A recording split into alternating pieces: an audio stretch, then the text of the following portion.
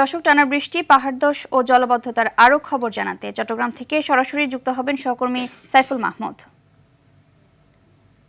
সাইফুল, এখনো বৃষ্টি হচ্ছে কিনা এবং নগরীর কোন কোন এলাকায় পানি এখনো উঠেছে এবং কমেনি জানাবেন।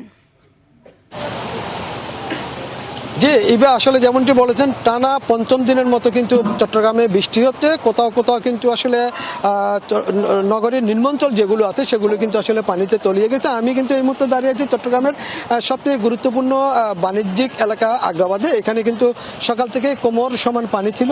যেহেতু কিছুটা বৃষ্টি কম, সেই জন্য কিন্তু আসলে এখন পানি নামতে শুরু করেছে। তবে বৃষ্টি হলেই কিন্তু এখানে কোমর সমান পানি হয়ে থাকে, এমনটাই বলেছে এখানকার যারা জনগণ আছে। তারা বললো সকাল থেকেই কিন্তু এখানে কোমর সমান পানি ছিল। শুধু যে আসলে এখানে না, পুরো চট্টগ্রামের নিম্নাঞ্চল কিন্তু আসলে পানিতে তলিয়ে আছে। বিশেষ করে যদিও সড়কে পানি নাই, এরপরে বাসা বাড়িতে এমনকি অলিতে গলিতে দোকানপাটে কিন্তু পানি প্রবেশ করেছে। এবং যদি বলে থাকি আসলে চট্টগ্রামের অবস্থা খুব যে ভালো সেটাও না, যেহেতু টানা বৃষ্টি হচ্ছে। এবং একই সাথে চট্টগ্রামের যে 15টি উপজেলা রয়েছে, 15টি উপজেলাও কোথাও কোথাও কিন্তু আসলে 2 দিন ধরে বিদ্যুৎ নাই। বিদ্যুৎ না থাকার কারণে শিক্ষার্থীরা সবচেয়ে বেশি দুর্ভোগে পড়েছেন। সেখানে কিন্তু এই 15টি উপজেলায় কিন্তু 71,000-এর মতো এইচএসসি পরীক্ষার্থী রয়েছে। তারা প্রত্যেকে কিন্তু আসলে দুর্ভোগে পড়েছেন। তবে আরেকটি বিষয় জানিয়ে রাখি, সেটি হচ্ছে যে মাস্টার্স এবং ডিগ্রি পরীক্ষা চলমান রয়েছে, যার কারণে কিন্তু অনেকে ক্ষোভ প্রকাশ করেছেন। আমরা কথা বলবো 2জন শিক্ষার্থীর সাথে যারা পরীক্ষা দিয়ে বের হয়েছেন এবং তারা কিন্তু এসেছেন সুদূর পটিয়া থেকে। আমরা তাদের কাছে আসলে জানতে চাইবো কেন পরীক্ষা নিচ্ছে কর্তৃপক্ষ। তারা কিন্তু আসলে ক্ষোভ প্রকাশ করেছেন। পরীক্ষা নিচ্ছে কি বলেন? আমরা তো অনেক চেষ্টা করছি যে পরীক্ষা না নেওয়ার জন্য। পরে 1:30 পর্যন্ত একটা সময় দিছে যে 1:30টার ভিতর কোন একটা নিউজ দিবে। 1:30টার পর হলে যদি নিউজ না আসে তাহলে পরীক্ষা হবে। আমরা এই মানবিক দৃষ্টি ওনাদের থেকে পাই নাই। অনেক দূর থেকে আসতে হয়, কেউ মহিষকাল থেকে আসে, কেউ বাঁশখালী থেকে আসে, আমরা আসি পটিয়া থেকে।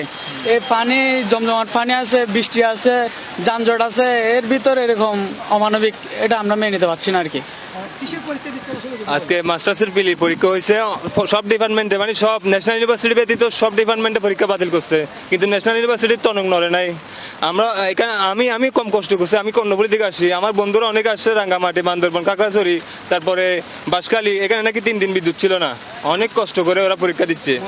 মানে এখন পরীক্ষা আপনারা শুনছিলেন আসলে এবার এদের বক্তব্য। আমি যদি বলে থাকি আসলে আবারও বৃষ্টি হয়েছে এই মুহূর্তে, কিন্তু একেবারে মুষলধারে বৃষ্টি হচ্ছে। এই বৃষ্টি আসলে কিছুক্ষণ হচ্ছে, কিছুক্ষণ বন্ধ হচ্ছে। এই বৃষ্টি কিন্তু চলমান রয়েছে। এই বৃষ্টি যদি চলমান থাকে তাহলে কিন্তু চট্টগ্রামে কিন্তু আবারও পাহাড় ধসের সংখ্যা রয়েছে। এবং একই সাথে উপজেলা প্রশাসনের পক্ষ থেকে, জেলা প্রশাসনের পক্ষ থেকে যারা পাহাড়ের পাদদেশে বাস করছেন তাদেরকে কিন্তু মাইকিং করা হচ্ছে সেখান থেকে সরে যাওয়ার জন্য। এরপরও কিন্তু যারা নিম্ন আয়ের মানুষ তারা কিন্তু সেখান থেকে সরছে না। তবে চট্টগ্রাম নগরবাসীর একটাই অভিযোগ, সেটি হচ্ছে যে হাজার হাজার কোটি টাকার যে জলাবদ্ধতা প্রকল্পর কাজ ছিল সেটা আসলে এখন কোথায় গেল, কেন মানুষজন এটার সুফল পাচ্ছে না। জনগণের কিন্তু অভিযোগ কিন্তু রয়েছে। এটাই ছিল আমার কাছে এই মুহূর্তে সর্বশেষ সংবাদ।